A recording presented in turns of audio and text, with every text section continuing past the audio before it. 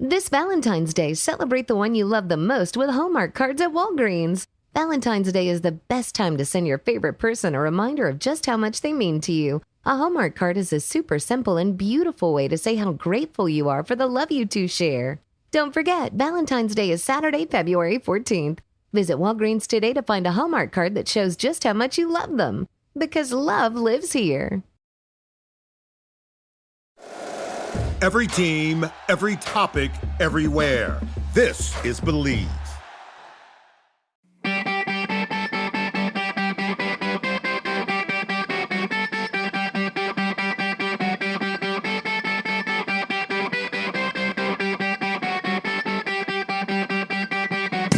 Welcome back to Short Shifts. My name is Jeffrey Jehu Scott Lavecchio. My co-pilot on this Magic Carpet ride tonight, as always, is the vertically challenged Christopher Topher Ryan Scott. Topher Ryan Scott has no idea what my topic is tonight. Topher, topic tonight, power plays. I want to know what your favorite power play setup to run was and why. And then if we run out, we'll just go over other power play setups. You mean like as a player? Yeah, as a player, you were playing. What was your favorite power play setup? Why? Why did you? I'm guessing you if you like it, it's probably because you did well with it. You scored a lot with it, got a lot of assists, whatever power play was clipping. What was your favorite power play? Why? And like, what does that power play look like?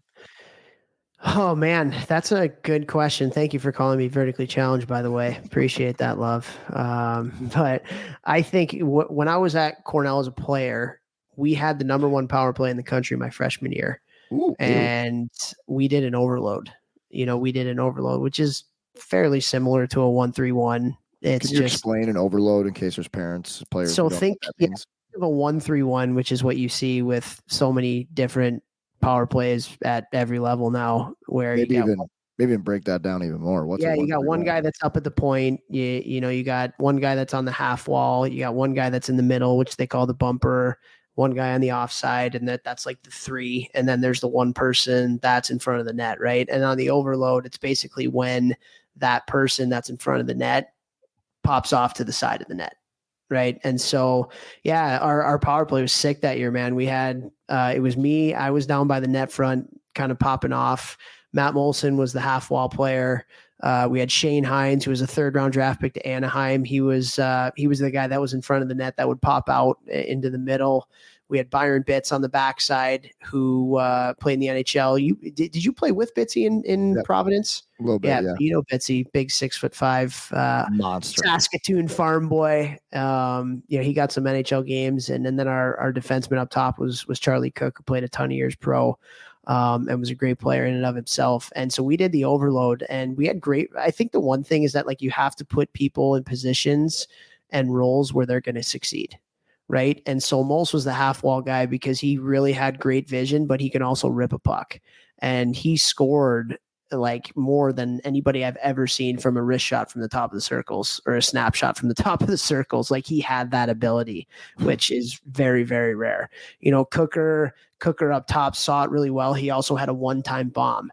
Like he was a righty and Mols was a lefty, so Mols can feed him for that bomb. And he was great at getting shots through. Heinze, 6'3", 225-pound in front of the net that was popping up into the bumper area, can really go retrieve pucks, after shots and stuff like that. And then Bitsy on the backside had great poise with the puck and was also a big boy who can go get the puck off shot retrievals as well. And so how we kind of worked it was, Cooker was up top, he was a righty. Mols was on his offside as a lefty, he was the quarterback of the power play and had the puck in his hands the most.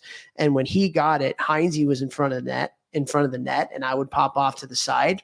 And so Mols would pass it down to me at the goal line. Heinze would pop into that bumper position, trying to take that defenseman with him. And then Bitsy would be coming down that offside on the backside on the back door. So I had a ton of different options. If they didn't respect Heinze, it was boom right into the middle. If they did take Heinze, there was a good chance that Bitsy was going to be open on the back door.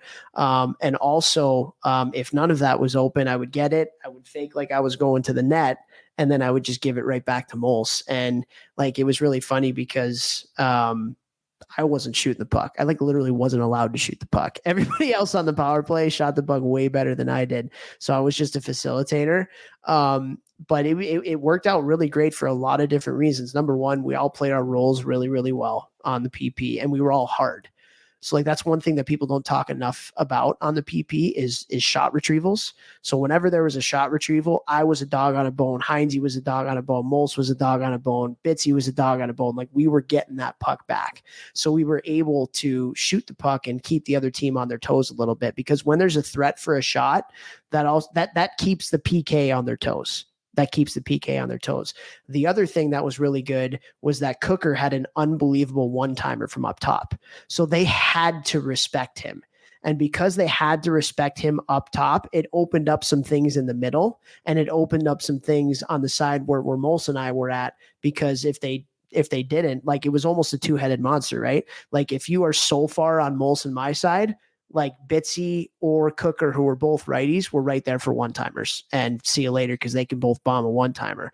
If they didn't respect us on this side, Mols was going to come in and he was going to score, And so just a lot of different options. And I think the one thing we did really, really well, I'm a big believer in quick puck movement on the power play. I'm a huge believer in quick puck movement. And for you as a penalty killer, I can imagine you can empathize with that, because it's easy to defend a power play when they're standing still and they're not moving the puck.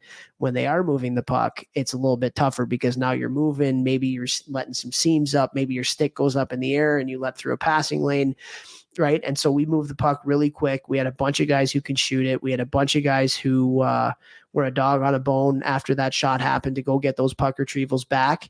And yeah, man, like we number one power play in the country that year. And it helped us win a lot of hockey games. And I got pretty in depth on that. I'm sure I can go even more in depth on it. Yeah. I want to ask you some questions, because in juniors, I played that like step off the side of the net role too.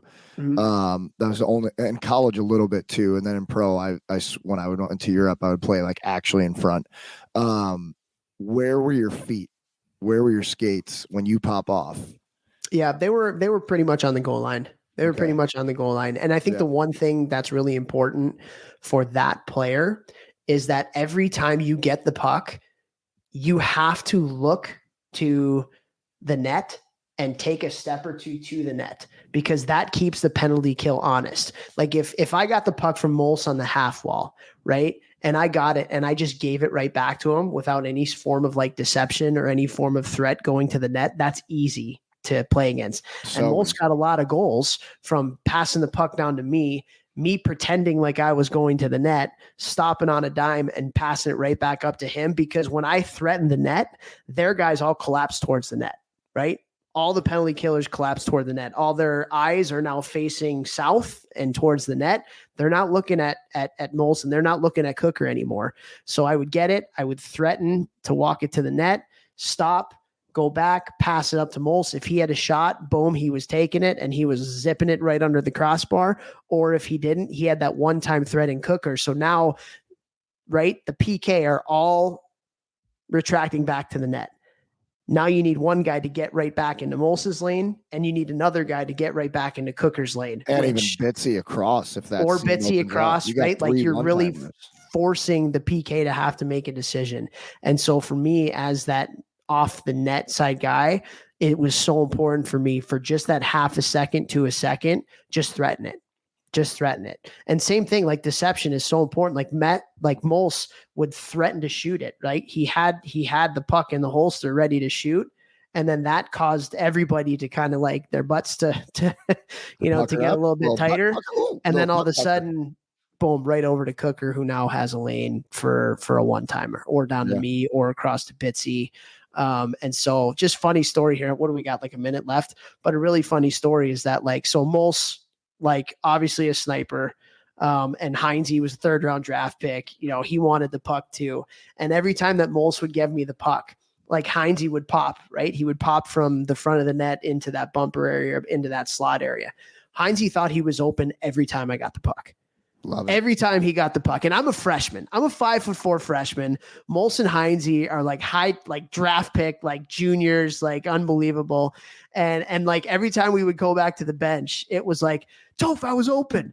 I was open till Heinz would be saying that. Most would be like, shut up, Heinz. Like, no, you weren't. Like, it's the right play to get me the pucks. They're always on me, right? And there were a couple of times where I actually did feed Heinz in the middle for a goal. And he's like, see? Every time. Every time. And most is like, I'm leading the country in power play goals, dude. Like, come on, you know? So it's like, it was always really funny. They were really funny together. But yeah, like that's what we did. I mean, geez, we just did the whole freaking 10 minutes on this one. But like at the end of the day, you have to have a dog on a bone mentality. If you want more reps on the power play, a lot of those reps are going to come from getting the puck back after shots. And if you have a shooting mentality, it's going to cause the PK to pucker up a little bit and be a little angsty. And we all played our roles to a T. We all played, to our identity on that power play. We had great chemistry. And because of that, we led the country in scoring. So that overload, hopefully that helped everybody.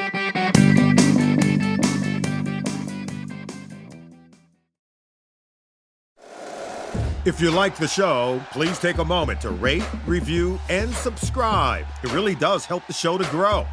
Thank you for listening.